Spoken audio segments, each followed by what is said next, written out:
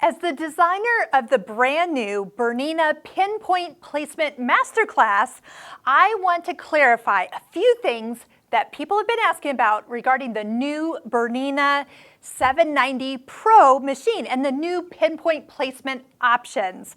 Hi, I'm Sarah from sewingmastery.com, where we do free video tutorials on machines, sergers, and embroidery machines. Plus, we have a wide range of online courses to help you master your machine even further.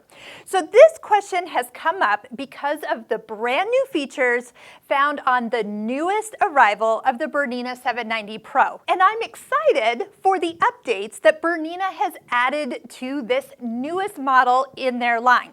But we need to go back and revisit what pinpoint placement is all about and what you need to know regarding how it works. This whole thing started because of a new online course that we came up with that features a way to help you really understand how pinpoint placement works on your Bernina. And there's quite a few models that this function is on, not just on the 790 series. This quilt is actually a total of 20 hoopings. There's 20 different blocks, or they're actually more rectangular, that all hook together. Now, the reason I'm also kind of wanting to clarify this is because this function is not taught the way that I teach it. Because as you have a design that you are hooping over and over and over, you do find yourself not always getting it hooped straight, right? That's probably why you bought a machine with this feature.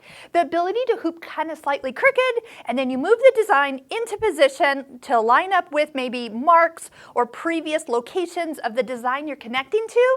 You need to know a couple things. Number one, Bernina's features are actually so advanced that a lot of people, when they're aligning, actually stretch their design to fit the placement. Now, that is not the way it works. You can't just always take a design that you need to rehoop endlessly and find that you can just pull it into position and have it work. If you start stretching it as you continue on, things are not going to align as they should. Things are going to not be square or edges straight when you're done. Claudia's Creations creates wonderful projects that are multi-hoopings. If we had the ability to just hoop and then pull that design into position, her designs are never going to line up the way they're designed to. So we teach the Bernina Pinpoint Placement Masterclass in a way that keeps the designs from changing. Now, the new feature on the 790 Plus, the morph feature, is what people keep asking me about. Like, well, you're not going to teach that. I'm like, no, because we do not want to morph these designs. The morphing allows you to kind of take this point and put it here, this point and put it here, and then it just fits into whatever you're trying to fit it in.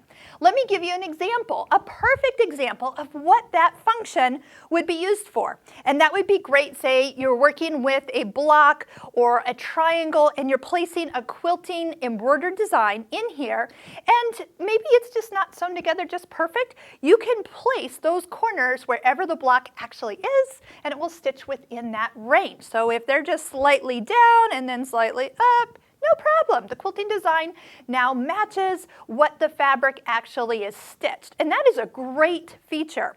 But how many times have we actually been stitching something? We do not want it to change. And that's something that I want to talk about. And I'm going to show you with a great example next. In this picture, Bernina is showing that if you don't have perfect hooping, you can use the pinpoint placement to get perfect results. Define 2 points on the grid, and the design is resized and rotated to fit the new alignment. So this morning I was answering probably the 20th email that I had received regarding the new feature of pinpoint placement on the machine, the Bernina 790 Pro. And I thought of an analogy that I think really makes this help you understand. Let's say you're parking your car. Now, I did dig out my Bernina car that I've had for many years. I think it's actually a piggy bank. Yep, because I feel like there's something in there. I think I let my daughter play with this when she was young, and she found a way to put things in it. All right, so you are parking your car in a parking spot. So as you go to the parking spot, let's say you're not in the parking spot perfectly. You cannot just take your car, i.e. your embroidery design, and stretch it to fit the parking spot. Then, when you go to leave, you're not going to be able to drive the car because it is now changed in size.